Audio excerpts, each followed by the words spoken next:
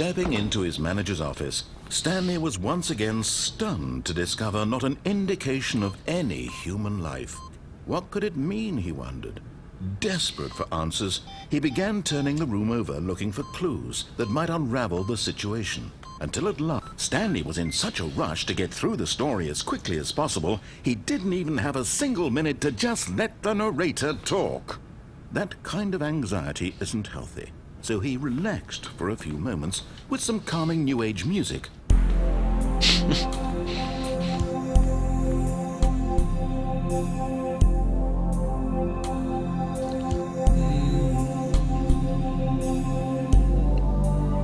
Feeling soothed and rejuvenated, Stanley calmly walked forward into the opened passageway.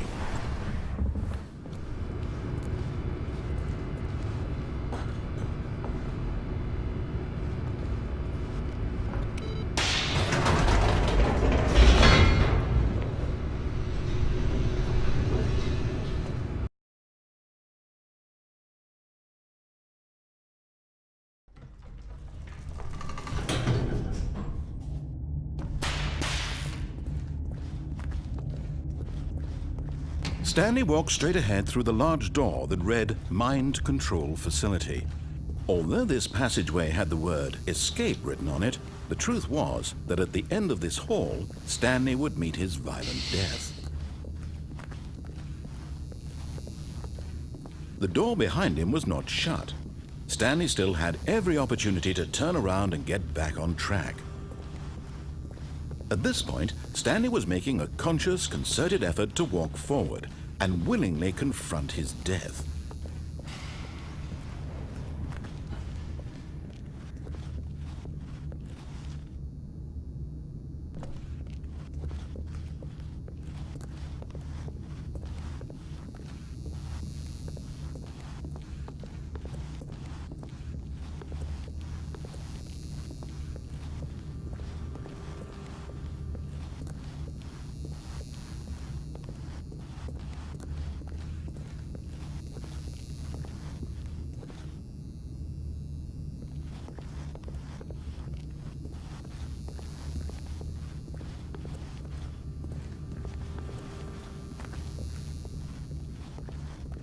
But of course, Stanley thought better of it and realized he simply had too much to live for.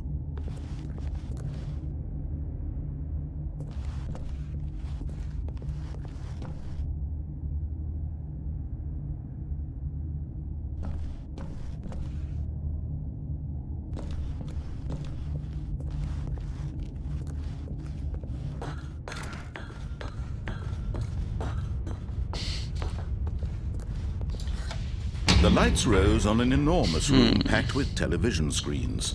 What horrible secret did this place hold? Stanley thought to himself. Did he have the strength to find out?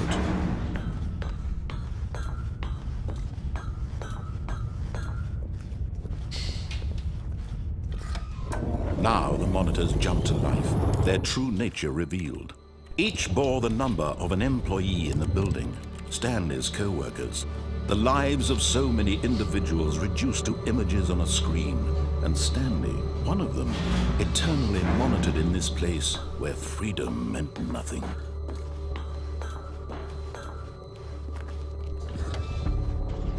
This mind control facility, it was too horrible to believe. It couldn't be true. Had Stanley really been under someone's control all this time? Was this the only reason he was happy with his boring job? That his emotions had been manipulated to accept it blindly? No, he refused to believe it. He couldn't accept it. His own life in someone else's control? Never! It was unthinkable, wasn't it? Was it even possible? Had he truly spent his entire life utterly blind to the world? But here was the proof, the heart of the operation. Controls labeled with emotions, happy or sad or content. Walking, eating, working, all of it monitored and commanded from this very place. And as the cold reality of his past began to sink in, Stanley decided that this machinery would never again exert its terrible power over another human life, for he would dismantle the controls once and for all.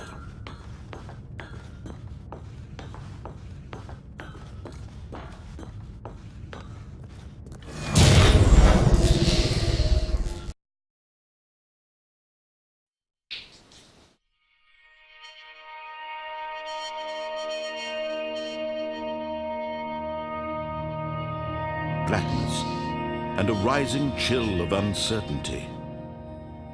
Was it over? Yes! He had won! He had defeated the machine, unshackled himself from someone else's command. Freedom was mere moments away. And yet, even as the immense door slowly opened, Stanley reflected on how many puzzles still lay unsolved. Where had his co-workers gone? How had he been freed from the machine's grasp? What other mysteries did this strange building hold? But as sunlight streamed into the chamber, he realized none of this mattered to him, for it was not knowledge or even power that he had been seeking, but happiness. Perhaps his goal had not been to understand, but to let go. No longer would anyone tell him where to go, what to do, or how to feel. Whatever life he lives, it will be his. And that was all he needed to know. It was perhaps the only thing worth knowing. Stanley stepped through the open door.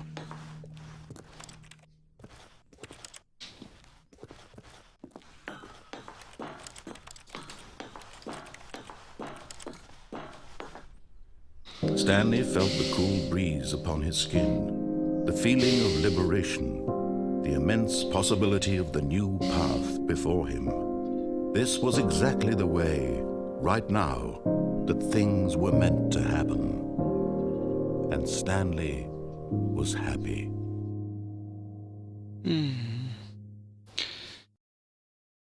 But I'm not.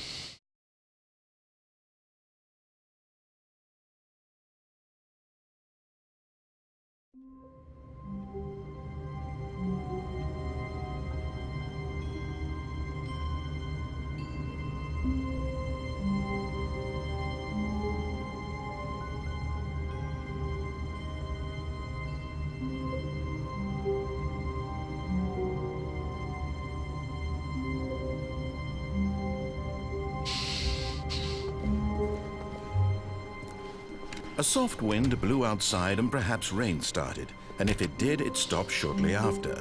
Stanley hoped that he would one day see weather.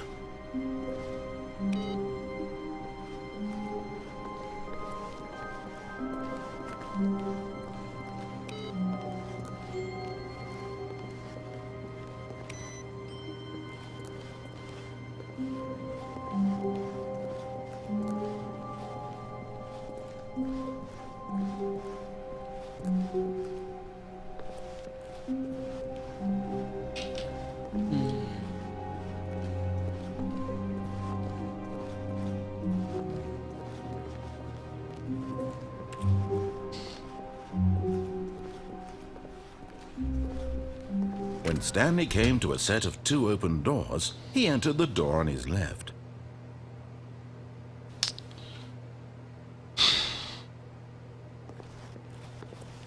This was not the correct way to the meeting room, and Stanley knew it perfectly well. Perhaps he wanted to stop by the employee lounge first, just to admire it. The lounge was grand, majestic, perhaps, but eager to get back to business, Stanley took the first open door on his left. Stanley was so bad at following directions, it's incredible he wasn't fired years ago.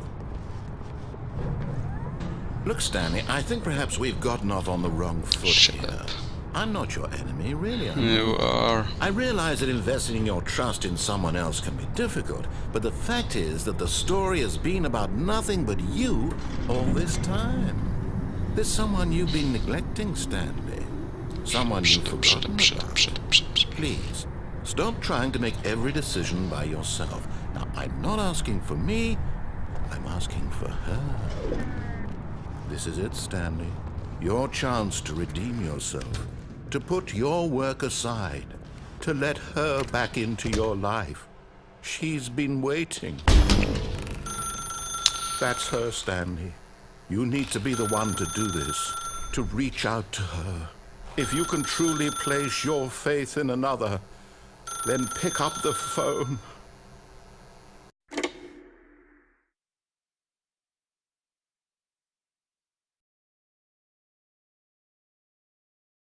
What? Oh, Stanley, is that you? Hold on, sweetie. Sorry to keep you waiting. I'm just pulling the bread out of the oven. All right. Okay, there we go. All right, now, I want you to come in and tell me all about your day. Gotcha! Oh, come on. Did you actually think you had a loving wife who'd want to commit their life to you? I'm trying to make a point here, Stanley. I'm trying to get you to see something. Come inside. Let me show you what's really going on here.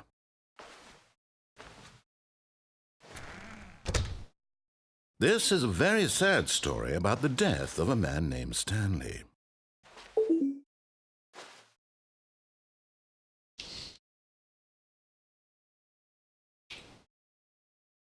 Stanley is quite a boring fellow. He has a job that demands nothing of him, and every button that he pushes is a reminder of the inconsequential nature of his existence. Look at him there, pushing buttons, doing exactly what he's told to do. Now he's pushing a button. Now he's eating lunch. Now he's going home. Now he's coming back to work.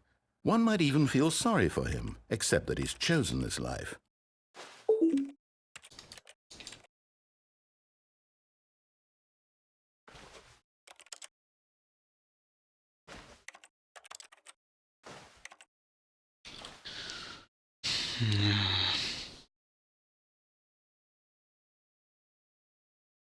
Go on.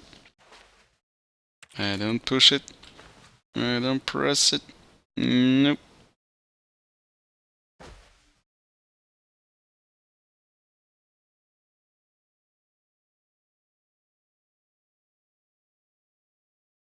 But in his mind, in his mind he can go on fantastic adventures. From behind his desk, Stanley dreamed of wild expeditions into the unknown, fantastic discoveries of new lands. It was wonderful. And each day that he returned to work was a reminder that none of it would ever happen to him.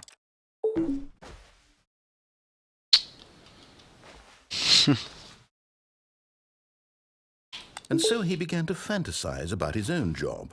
First, he imagined that one day while at work, he stepped up from his desk to realize that all of his co-workers, his boss, everyone in the building had suddenly vanished off the face of the earth. The thought excited him terribly.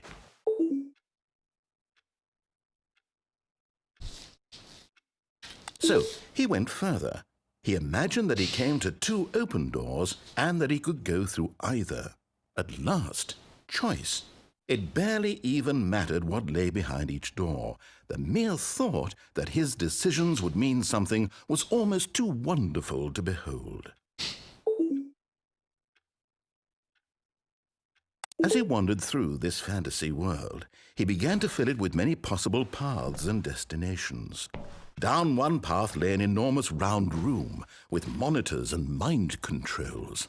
And down another was a yellow line that weaved in many directions. And down another was a game with a baby. And he called it the Stanley Parabel.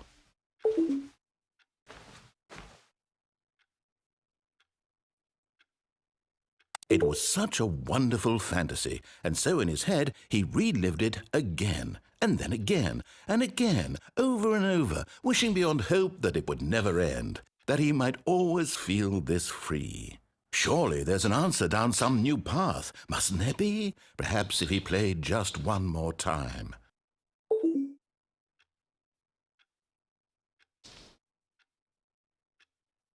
But there is no answer. How could there possibly be? In reality, all he's doing is pushing the same buttons he always has. Nothing has changed. The longer he spends here, the more invested he gets. The more he forgets which life is the real one. And I'm trying to tell him this. That in this world he can never be anything but an observer. That as long as he remains here, he's slowly killing himself. But he won't listen to me. He won't stop. Here, watch this. Stanley, the next time the screen asks you to push a button, do not do it.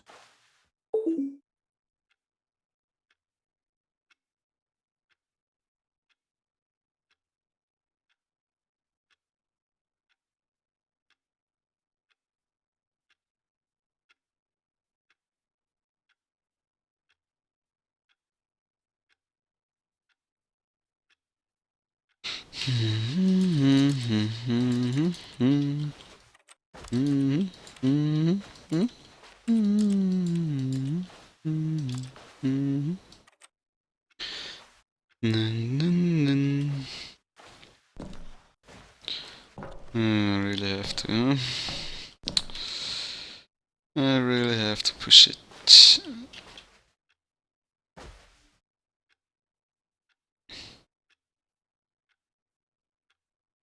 You see? Can he just not hear me? How can I tell him in a way that he'll understand that every second he remains here, he's electing to kill himself? How can I get him to see what I see? How can I make him look at himself?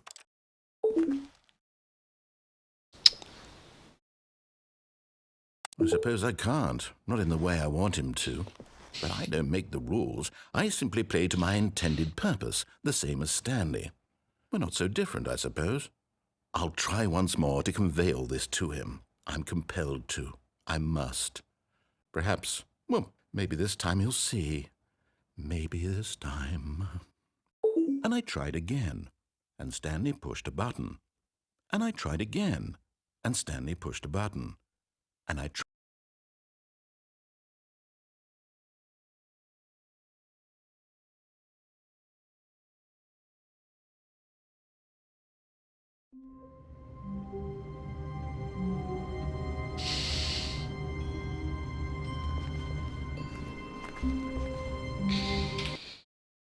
Okay. Enough.